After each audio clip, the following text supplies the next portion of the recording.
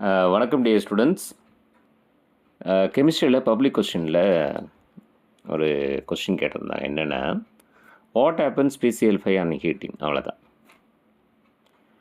Just அந்த equation. PCl5 அப்படின்னா என்ன? Phosphorus pentachloride. அதை ஹீட் பண்ணால் என்ன ஆகும்? Phosphorus pentachloride is very good chlorinating agent. குளோரினை கொடுக்கும்.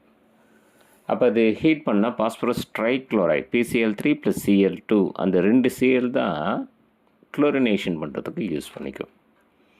இன்னொரு முக்கியமான விஷயம், PCl3 ஓவோட சேர்ந்தா ஆக்சிஜனோட சேர்ந்தா POCl3 பாஸ்பரஸ் ஆக்சிக்ளோரைடாக மாறும். இப்போ first equation, phosphorus pentachloride plus 4H2O என்ன கிடைக்கும்? அப்புறம் 2 சில்வர் ப்ளஸ் பாஸ்பரஸ் பென்டாக்ளோரைடு என்ன கிடைக்கும்? அப்புறம் ethyl alcohol plus phosphorus pentachloride என்ன கிடைக்கும்? அப்புறம் அசிட்டிக் ஆசிட் அல்லது ethanoic acid plus phosphorus pentachloride, what is the product? So இந்த மாதிரி கேட்குறாங்க அப்படின்னா நம்ம என்ன பண்ணலாம்னா, பாஸ்பரஸ் பென்டாக்ளோரைடு ப்ளஸ் 4H2O.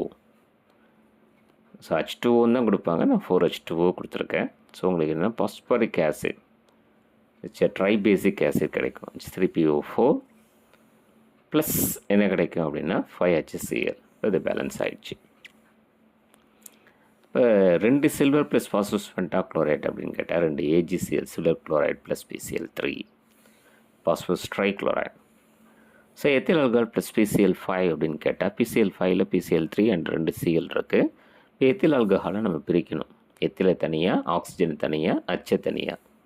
அப்போ HCl எடுத்துகிட்டு HCl, PCl3O எடுத்துகிட்டு POCl3, அப்போ எத்தில் குரூப்பு Cl எடுத்துகிட்டு எத்தில் குளோரைடு.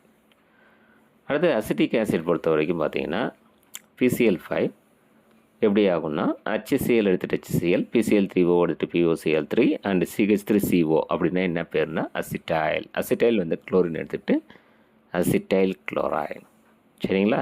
அப்போ acetyl chloride plus hydrogen chloride plus phosphorus oxychloride. So இந்த மாதிரி phosphorus pentachloride, phosphorus trichloride, phosphine இதோட கெமிக்கல் ப்ராப்பர்ட்டிஸ்லாம் நம்ம பார்த்து வச்சுக்கணும் ப்ராப்ளத்துக்கு. சரிங்களா?